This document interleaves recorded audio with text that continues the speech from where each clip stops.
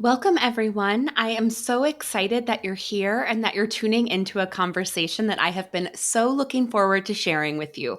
Calligrapher and fine art wedding invitation designer extraordinaire Shasta Bell joins me today, and I cannot wait for you to get to know her. Shasta and I first met years ago when she designed the invitations for my wedding. And over the years, we have not only become friends, but I also had the very good fortune of having Shasta on my photography team for 3 wonderful years of weddings in Italy, France, England, and the US. Shasta is the founder of Shasta Bell Calligraphy, a full service wedding invitation studio that creates timeless fine art wedding paper goods inspired by European architecture and the organic beauty of modern calligraphy. Voted a top stationer by Magnolia Rouge, Style Me Pretty, and Minnesota Bride, Shasta and her team specialize in destination and fine art weddings in the Americas, Europe, and around the globe. Shasta, thank you so much for joining us and welcome to the wedding destination. Thank you so much, Molly. I am so excited to be here. I've been looking forward to it for a while. I am so excited to have you here, Shasta. Watching the way that you have just really paved this incredible path, not only for yourself, but also for the fine art wedding station industry as a whole, and how you continually refine and elevate your craft has been such a joy to see.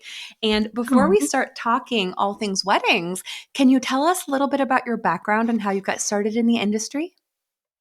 absolutely. It's very circuitous. I did not go to school for art. My mother was an art education teacher, so it's always been a part of my life, but I just never found my medium. I would walk around with a little beret in fifth grade, wanting to be like Da Vinci or Michelangelo or something. And I wore this little blue ribbon around my neck, and I just wanted to be an artist, but I was not a gifted drawer or painter. I liked music. I was pretty okay at music. It wasn't until I got into sewing that I really started to open those creative juices. I went to school for like anthropology, like nonprofit volunteering, intercultural studies. And so I was living in West Africa and I couldn't take my sewing machine with me. And I was selling things on Etsy and I just really enjoyed that creative outlet. And when you're in another country and you're language learning and no one else around you speaks your language, you have to find something to do to keep your sanity as you're trying to, in my case, learn West African French. And I started sketching, and it was really easy to bring a little sketchbook around. In 2013, 2014 is when like hand lettering was having its big renaissance. And so examples were all over Pinterest, and I had access to the internet every once in a while, and I would save images and learn from those. And then I got back to the States and I got engaged and I took an online class from it was her business was called Blue Eye Brown Eye Calligraphy at the time. And I learned how to use a pointed pen and a nib, and I made my own wedding invitations. And the rest is history. Like it took off from there. I was hooked, completely smitten. So, how was the process of designing your own wedding invitations? Oh gosh. Well, it's funny. It's a very familiar. Many stationers start out this way. You design your own invitations. It was really fun because I was taking all these things that I had absorbed, these things I had seen amazing calligraphers like Carla Lim of Written Word Calligraphy and Saint Senora, Katie Hyatt. She was a wonderful modern calligrapher at the time, and even my friend Aileen, and then Michaela McBride. These were people whose work I loved, and I was like, I want to try my own hand, and so handmade paper was it for me. It's something I'd seen a little bit, but I knew it was going to be the essence of my work and the essence of my wedding stationery. But I didn't know how to do anything. Was completely self-taught, so I just I learned how to digitally print on handmade paper because I didn't even understand what letterpress and foiling were at the time back in 2014. And so I taped beautiful paper, handmade paper that I bought off of Etsy on guide sheets and fed it through my mother's printer. And when I say we or me, I mean like Chris did. He helped me sitting on the floor of my mother's office. And they turned out really beautifully. I love them. I made the mistake. And this was a mistake I made a lot early on in my career. I printed them too light, so I could read them, but like grandma couldn't read them. They were a little too light.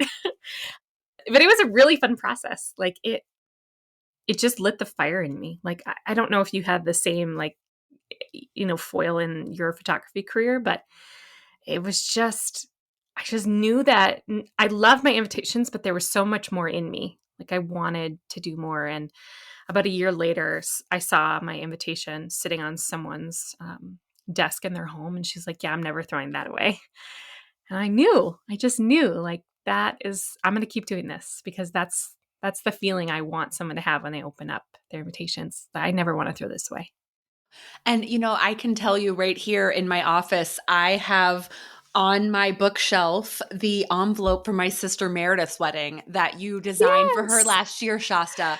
Because, I mean, when Oh, I got that with the beautiful stamps, the stunning handmade, like French blue paper, your stunning gold calligraphy, again, it's a work of art. And I yeah. now have it styled with all of my favorite things from travel and all of my favorite pieces of art. Oh, And thank I'll you. have it forever. I love that she chose that blue color. That's what it's ARPA paper, and it's one of the best blues out there. And I love the colors of her wedding, and I love the colors of your wedding. You were one of the first people, not that I designed invitations for, but that I designed it in the style that I wanted. Your vision for your wedding was no one else had asked me to do something quite the same, and it just felt like you were my big break, Molly. Like you were the person who believed in the design that I wanted was the design that you wanted, and it was perfect.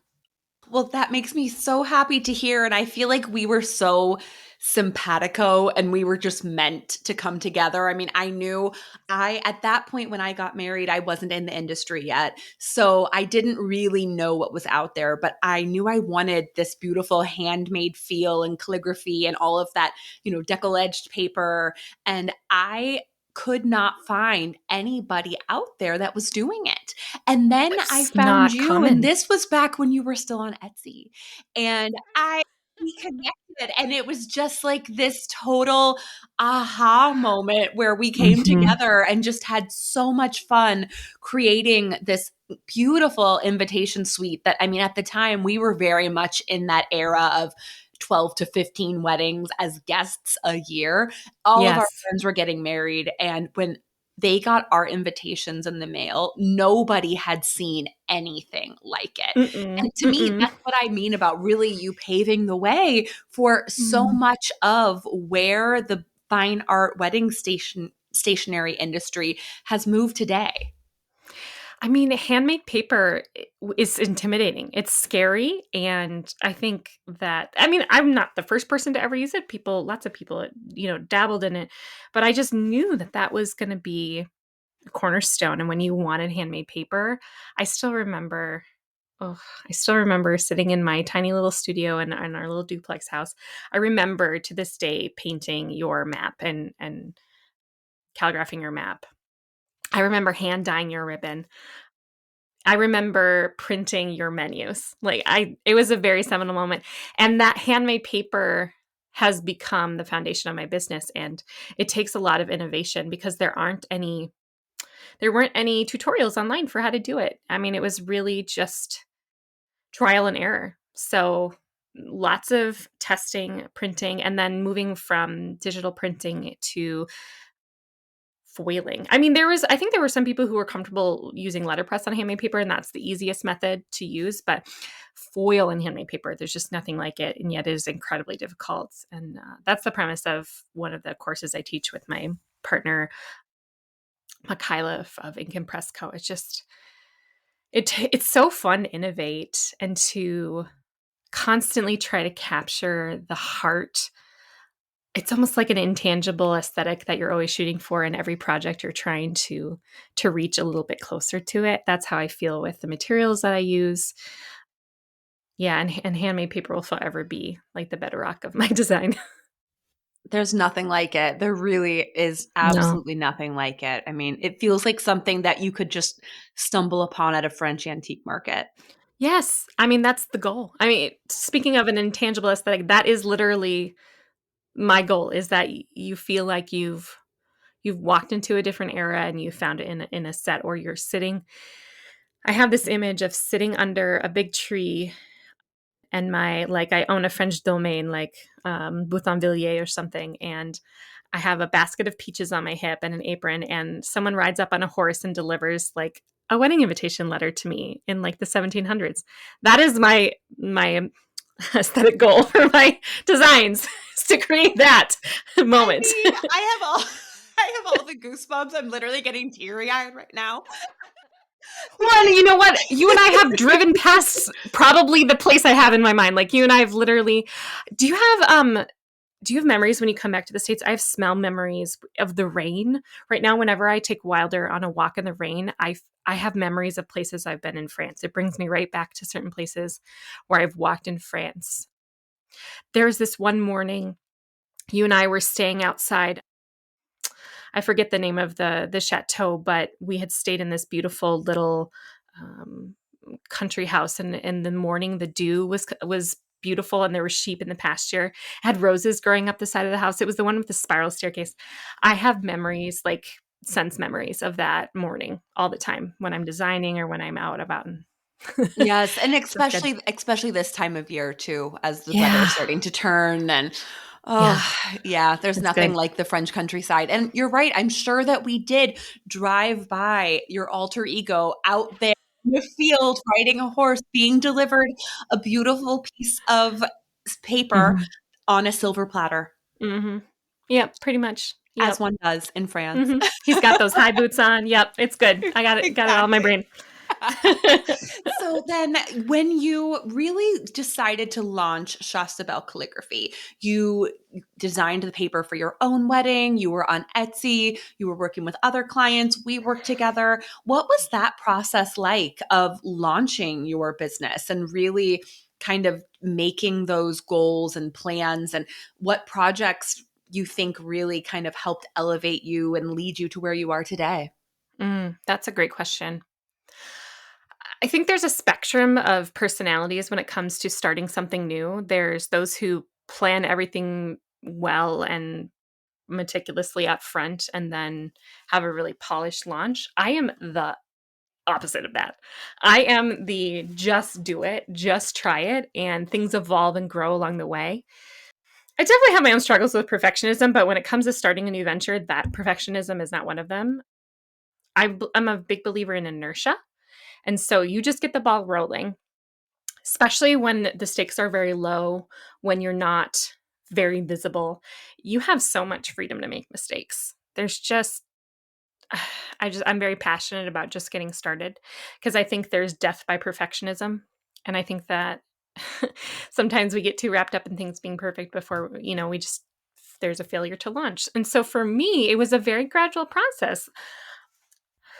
Growing too fast, too soon robs you of the ability to buff out those rough edges. And I am so grateful I had opportunities when selling on Etsy and working with incredibly patient and wonderful clients who allowed me to make mistakes and grow and learn my business.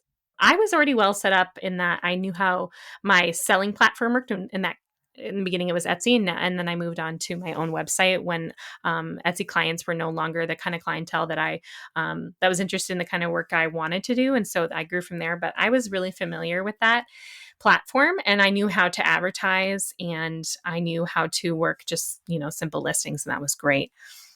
If I were launching now, I probably wouldn't use Etsy. I would probably do something different, but I really I just already kind of had like a foot in the door from doing other things. So it was a easy pivot to do for me.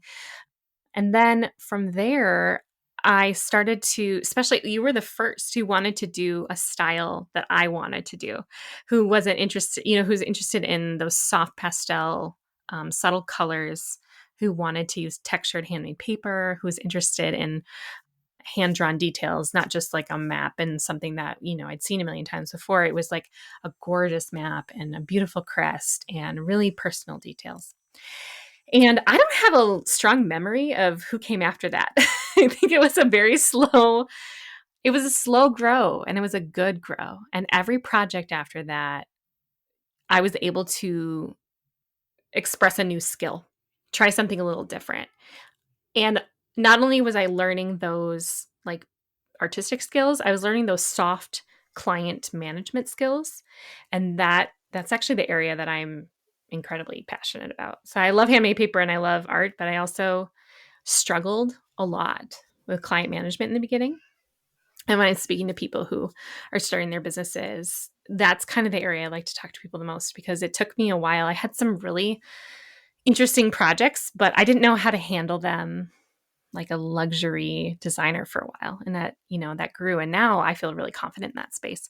But it took a while. There was a progression from, my first wonderful project working for your wedding invitations. And then I think I did a couple that were destination, which were fun. And then I did a lot of collaborations and styled shoots in the style that I wanted. And Yes, that I made a was big actually going to difference. ask you about that because I know that was for you, I think, a really intentional way that you chose to grow your business and Yes. to start to really have the freedom to creatively explore your art when you're doing it for yourself versus doing it Mhm. for a client. It is it's like, so my husband does software updates and they have basically like a training, like testing environment before they do their actual update. And that is kind of the exact same thing that style shoots are. They're your testing environment. You get to try out whatever you want. You build relationships, which is very key in luxury weddings. Finding planners and photographers, people who you build like lifelong relationships with, that's key. And also creating work that you're proud to show in your portfolio, and that's going to push the needle forward and push the envelope further. It was just really, really fun. And they weren't with you. A lot of people kind of expect you to get to like a big break. You're all of a sudden working with someone and it's going to open up a bunch of doors for you. That really hasn't been the case for me. It is slow, steady relationship building over time, steady progress, steady work, and just doing it. And that's what's led me to where I am today, and which is a place that I'm really excited about and have a lot of freedom in. That's amazing. So then where you are today, tell us what is the typical wedding that you're now working on? What's the scope of the job, the level of the customization? What type of clients are you working with? Clients that hire Molly Card to be their photographer. They- Obvious. but actually, yes. I mean, we collaborated on projects before. I love one of the Many weddings that we times. did. Yeah, Yes. before where it was this beautiful chateau outside of Paris, and Jennifer Fox was the planner, and you asked me to second shoot with you, which is so fun when my place cards are sitting on the table and then we're photographing this lovely couple in this beautiful space.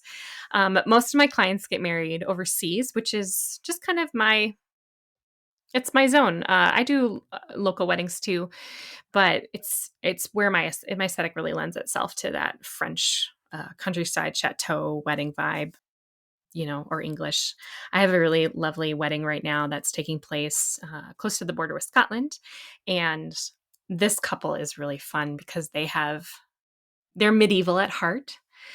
So a lot of the weddings I do have color, and I love that. These lovely people want black and white and old like book paper. I have an example right here, which for you listening on the podcast, you can't see, but if you're on YouTube and you're watching, like, Oh my gosh. yeah, it's Absolutely fun. stunning. Yeah, it's really fun. I got to make this double crest heraldic piece, and it just I just love it. I source a lot of my inspiration from actual old heraldic work, and so most of my clients are getting married uh, in Europe in a chateau environment or an old castle.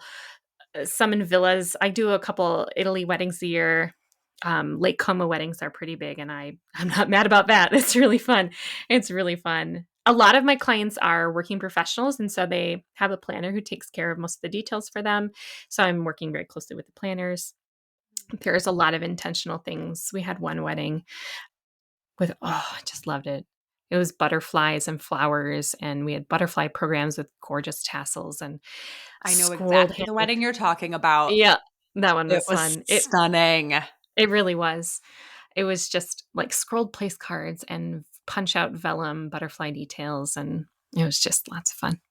Mm, that's amazing. So I know that you offer services from both your pret-a-porter lines and then also really completely bespoke wedding projects. Can you Mhm. explain what the different experience between the two is? I'm so glad that you asked that question.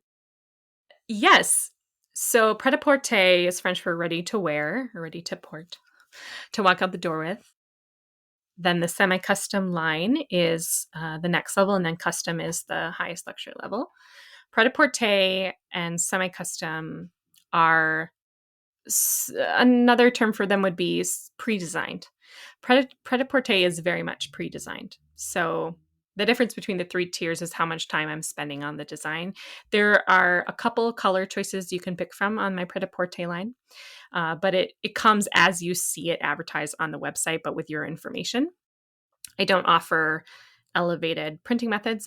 It's for a couple who love my design but aren't able to invest their wedding budget in the bells and whistles. So they really love my calligraphy and they love my color choices, but excuse me, they're going to stay with like a digital print and a maybe handmade paper, but mostly cardstock. Whereas semi-custom is a step up from that, and I'm spending a little bit more time with that client. And they have chosen one of, I think I offer right now 9 semi-custom designs. It's funny, every stationer will tell you that there's like 2 or 3 of their semi-custom, or like a third of their semi-custom designs get picked every time. The rest are just left out lonely waving in the wind. Like, I have 3 designs that are super popular, and we just do variations on that. And there's a lot more range of color choice. There's a lot more range of customization I'm not designing anything from scratch. So they do choose a preset design, but there's a lot of flexibility. You can do calligraphy addressing, you can do wax seals, envelope liners. But even with envelope liners and wax seals for semi-custom, I have a preset group of 9, 9 plus that they can choose from. Custom, all restrictions are off. I do have a restriction on how many drafts we can do, which if you're in the stationery industry, you know what I mean. Like sometimes the scope creep can happen, but with custom, you start with an idea and a couple key things that I know the client wants. They tell me they fell in love with foil, or they fell in love with blind embossed, like sculpted blind embossed, which is really fun. Or they'll tell me that they are getting married at a certain venue and here's a color we love, and then they say just go with it. And that is when my creative juices just fly. Usually I have you might have this with some poses that you just keep in your back pocket that you haven't been able to try out yet, but you're excited to. That's what I do with my custom clients, where I have like 2 or 3 concepts that are flexible enough to work for many different people and you really want to try them. And so I'll start with one of those for a custom client. And then it just snowballs into, sometimes I'll end up with like 10 concepts. And I will never show a custom client 10, but like your creative juices just start flying. And for me, like I was saying, I'm not someone who comes out of the gate with a pretty package wrapped in a bow ready to go. I'm a very much a process driven person. So the more I work on a concept for a custom client, the richer and creamier and more delicious it gets. Mm. Oh, that is amazing. And, so for that, what are some ways that you like to really personalize these custom projects and getting to know your clients and bringing their story, their vision, and their wedding into their wedding paper? That's a great question. I'm sure this applies with photography clients as well. That consult call at the beginning is everything, isn't it? Hearing their voice, hearing what's important to them. I love understanding how the couple is met. I love understanding what they kind of do day to day. And you can ask some questions here and there, just kind of understand who they are, even aside from specifically what they want. That helps a lot. Yeah, that's a great question. Sometimes the process evolves. So what I do, and what's great about invitations versus the photography side, is in photography you get like one day, one shot. With invitation design, I get to present a tray of options and see which one they pick. So when I'm thinking of personalizing something, I think I'll have an idea of what they want, and I'll have done my due diligence and my research and figured out who they are and what they like and where they're getting married, and that's I'll pour that into the first draft. So if it's, this wonderful couple who we were talking about earlier, where we're using the book paper, I spent a lot of time looking at the venue, the castle they're getting married at, and it'd gone through some renovations. So I looked at like what it looked at like before during medieval times. There's a beautiful painting of it. So I spent a lot of time soaking that in, soaking in the time period that this castle was built and art around that time, listening to them. And then I talked to them about, since we were specifically doing crests, we talked a lot about who they were. And so I pulled in a lot of those elements. Like, he's an engineer, so we pulled in imagery of engineering. She loves the harp, and there's like an Ireland connection. And so we did a lot of work on that. But then my second and third drafts, the second one is sometimes like very different from what I think they want. And then the third one is probably like exactly what I want to do. I give them this tray to choose from. So I've done my research, and I really try to customize it for what they want. But I leave room for being wrong and for them to maybe prefer something else. So yeah, it's a long process, but it's fun. I enjoy it. I love that. And I know for you, travel is a really important element to the clients that you're working with, the weddings Yeah. that you are a part of. And even for you, just the way that you see the world and the way that you create your art. So I would love to know a little bit more about how travel influences your full experience working with your clients and just your work in general. I love that question. I have you know, the lovely joy of having been able to travel with you. So I feel like we've shared a lot of these moments together. My life started out, I just loved different cultures since I was young. And it's what I went to school to study. And so for me, there's a lot of intentionality there of understanding, having a sense of place and location and history. And that is combined with a love for craft and artistry and craftsmanship. And so when I'm creating something, I think that there are a lot of, especially when you're beginning as a stationer, there's a lot of stereotypes or tropes that you can use. If someone says they're getting married in Paris, throw an Eiffel Tower in there somewhere, or it, you don't like know to dig deep yet. And the longer I've done this and the more I've put myself into it, not just what I think a client wants, but like putting my heart into it, the deeper, the more I want to travel, for one, but the deeper you get into a sense of place. So when someone says that they're getting married in Scotland, I want to jump on a plane and go. I want to see and feel and smell and understand where they're getting married, and I want to put that into their work. It is Traveling has given me such an appreciation for different custom, different ways of living, different ways of approaching life and time. It's given me an appreciation for the slow life. And so when I have a client who appreciates those things, hospitality over, what's the word? Someone who appreciates hospitality and craftsmanship over having a big do just to do it up. I mean, I'm always here for a nice party. That's fun. But someone who really cherishes those things, that's how I know they're like a heart client. So if they're having like a weekend event, which is common with luxury weddings, it's, sometimes a whole week thing. It is such a joy because I get to ask about every element of their day. We get to write out special menus that were crafted by chefs in the area. We get to make custom venue drawings of every part of their weekend. We get to be intentional about the sort of things we put in their guest bags. I just want people, when they open up that invitation, to feel transported to the place the wedding is going to be. And it helps that I've been to many of these places because like we were talking about before, like I can smell the grass.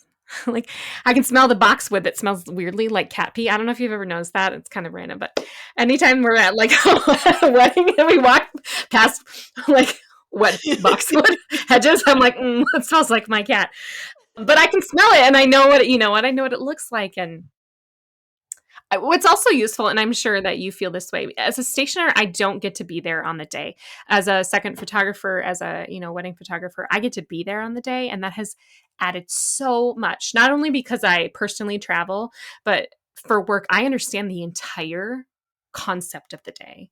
I know so much better. I mean, it's a little bit of a tangent, but I know so much better what the planner and the photographer and the people on the ground go through.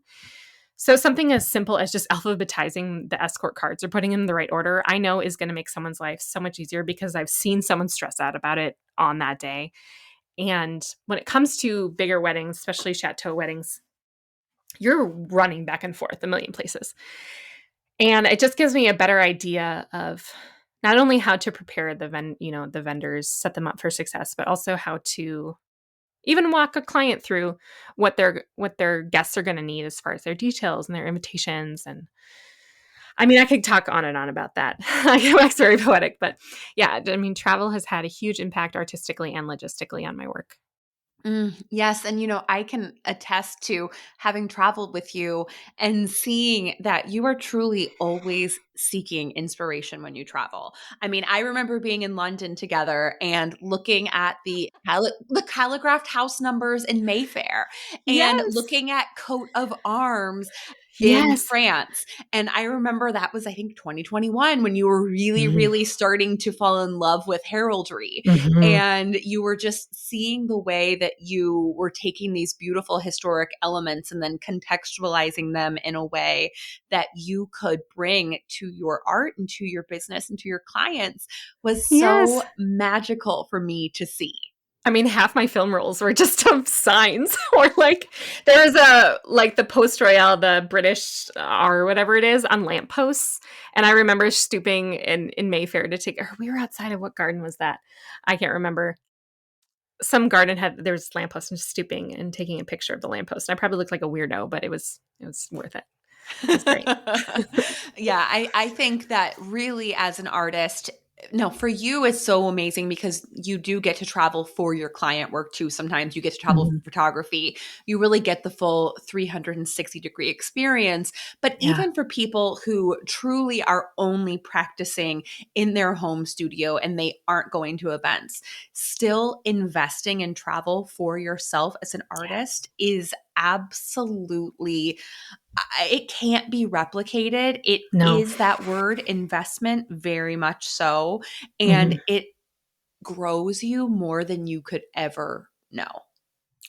I mean, I have a list of places I would like our son to go. I just so deeply want him to experience what I've experienced, whether he becomes an artist or a mechanic or a software engineer, whatever he does with his life. Like it just, whew, it's big. I remember I was sharing this with Michaela on our podcast the other day. The Chetanali wedding. I think that was that the first one yeah, that was the first one I assisted you on. I mean, I have many travel experiences that are wonderful outside of just working weddings, but that one in particular strikes me. That was in 2019, I think, and the world kind of exploded after that. But I had this reservoir of memory from that time and that particular trip that really took me through COVID and changed my art after that. It really did. And I remember driving after the wedding. I just drove around Tuscany for a while. And I think I passed you and your mom on the road. You guys were going another direction. I think you were going to Siena or something. And I stopped by the chapel that couple got married in. I just kind of sat for a while and then I drove around. I just felt like I was in a rom com, like one of those kismet moments where you're just like, where am I? And yeah, I'll never forget that. I just felt like I had entered a different world. And yeah, it really kicked off my love of heraldry. It changed. I mean, now my bookshelf is full of heraldic reference books, and my desktop is not clean because it's full of old heraldic imagery that I found online and I'm using. I found this Emile Gallet, is amazing. I'm working on a logo for another photographer, and this project is so fun. And where it's led me creatively, just I feel like I've walked into old an old French village. And I'm just looking at he was a he had like a ceramic pottery studio, and he incorporated a lot of this old heraldic imagery into this work. And even though I am not physically there right now, I just feel like I've walked into it, and it's just yeah, it's wonderful. It's It's great. such a joy of art and memory to be able to allow us to travel. And like you said, building up those experiences so that when we did have the world shut down with COVID, that you're still able to continually seek out inspiration and kind of use those that well of memories to pull from during trying times is Mhm. absolutely invaluable. It really is. It shows you there are a lot of cultures who are very intentional about their creation, and you can certainly find that in pockets, wonderful pockets in the US too, but our culture tends to be much more fast-paced, and the love I saw of artisans while I've traveled the world has deeply changed me, and it kept me going through COVID, and it still fuels my work, just the craftsmanship. There's an engraver in Paris. I almost bought a ticket to Paris the other day spontaneously because I wanted to go meet this engraver who does amazing engravings of heraldic work. And his it's just a slower, more intentional, more art and craft is more valued in other parts of the world. And I just it's very inspiring. I completely agree.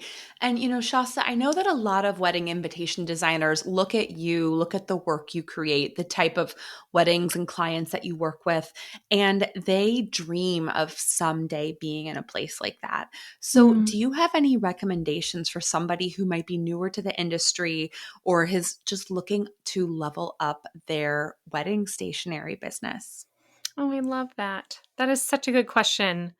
I'm really passionate about that. I have had the opportunity to mentor some beginning stationers, and that's a very common fear is that I'll never make it. How do I get there? I'm not good enough. And I can only speak from my experience. I don't believe that there's a perfect recipe for everyone. I don't think it looks the same for everybody. It's very different. There are some key things. I I had imposter syndrome as an artist, so I share that in common with a lot of people who are beginning. I was not a gifted artist growing up. I have no special ability. What I bring to the table is something that everyone else can bring to the table, which is grit. I think that imposter syndrome is really it's such a terrible lie, thinking that you will never make it where you wanna go. You absolutely will. Don't give up. I mean, you won't make it there if you give up. There are so many resources out there now. I mean, so many things that will set you up for success, even more than I had when I started 9 years ago. One of those things, especially if you're a stationer, Michaela Manu of Ink and Press Co. and I have a education course series called Cultiver, which is the French word for cultivated. And we teach how to style and photograph your own photos in a way that will elevate your work. And also, on a technical skill level, how to foil on handmade paper, which is very tricky. We also go over some debossing and sculpted embossing, which is really fun. And those are at Cultivate Course, CULTIVE course.com. And one of the biggest things you can do is honestly just listen to podcasts like this. This is great. I have one called Cultivate with Michaela, and just soak in the encouragement because that's going to fuel you to continue. So there are many places you can go and learn skills, but you also need encouragement and wisdom for how to deal with clients. Uh, the skill side of things has always come, I wouldn't say easily to me. Again, I don't have any natural like artistic gift. It's really just giving it a shot and keep going. But like I said, that's not hard for me to research and grow in. And I think everyone has access to that. I think what's even more tricky is the business side of things and learning how to be someone that other luxury designers want to work with. That's what's going to get you repeat clients and more relationships. And that's a little bit harder. And I think a lot of those soft skills come through conversations with other stationers, other photographers, and just experience. And that comes with time. And so I think a lot of people stop because they feel like they'll never make it where they want to be. and just continue to build those friendships and those relationships that propel you forward to continue growing. And then forgive yourself when you make mistakes so that it doesn't become a stumbling block and so that you continue to grow. I think there are plenty of resources out there, how to appear like a luxury designer, but the heart of it really is being a quality person, someone who understands their craft and understands how to think ahead. I know that that's very key for luxury clients and how to anticipate needs and just being an expert. And that just takes time. Yes, absolutely. And I know we were talking before we were online about using every challenge as a way to learn and grow. And I Yeah. think so often, especially when you're new and when you're really green, inevitably you're going to come across a difficult client or a project that, for whatever Yes. reason, is bringing you a lot of difficulty and can Anxiety. sometimes some heartache. And Yeah. in those moments, there is a very strong urge to want to throw in the towel and to want to give up Yes. and to decide working at this level, working with clients like this, working with planners like this just isn't for me. But Mhm. instead of that, looking at it as an opportunity to grow, learn, and develop is, to me, in the Key. end, the key to really having a long-term successful business. Successful financially and artistically, but also emotionally. Well said, Molly. Well said. Yes. Oh, do you have, as you were saying that, I had specific moments and clients in mind where I crumbled. I'm a soft person. I am not. When people say toughen up, I'm like, what does that even mean? Like what? And I think what it is, as I've learned, it's about having boundaries. It's not about becoming a mean person. It's just about saying I can handle this, I can't handle this, knowing when to walk away, knowing when to not let it hurt you, but not take it personal and realize it might be it's them, it's not you. And like I said, forgive yourself when you make mistakes. Those soft skills keep you from having the existential crisis. And honestly, some people may decide that it's not for them, and that's a great thing. They can find something that suits them. But if you're someone who has a lot of grit or values that, you have to take those moments of failure or confusion and that like flexible skill of flipping it on its head, where instead of it being a problem, it becomes an opportunity to grow, like you were saying. Yes. And really, everybody needs people to look up to. They need people in their circle. They need people that when difficult times happen, you can look to a mentor, you can look to peers, and Mhm. just have that encouragement to know that this too shall pass. And Mhm. again, it, To like you validate said, you. you can flip it on its head and have Mhm. it become an opportunity. I don't know about you. I have stationer friends who I rely on when I have a not so situation who just let me cry my heart out, and then we problem solve, and then we draft an email together, and it's like, does this sound professional and kind, but still setting boundaries? Like that support system is so Yes, important. absolutely. Shasta, I completely agree. And I can just tell you that this has been so uplifting being able to hear your story, to hear the ways that you have thought about creating a really heart centric, beautiful business. And I know that for a lot of our listeners, this is really going to hit home for them. So thank you so much. I know that many of them probably already follow you and are fans of yours, Shasta, but for people who may have just met you, where can we follow and learn more about you? Oh, it's been so wonderful talking to you too, Molly. It's such a joy. If you want to follow along with my work, I am at Shasta Bell Calligraphy on Instagram, or Shasta Bell Photography with an IE for photography work on Instagram. My website is shastabell.com. And then Cultivate Course is where Michaela and I do all of our education. And our podcast is Cultivate, which you can find wherever you find your podcasts. Amazing. This has been absolutely wonderful, Shasta. You are just such a source of joy and light in our industry. And On behalf of all of our listeners, thank you so much for joining us here on The Wedding Destination. Thank you so much for having me, Molly.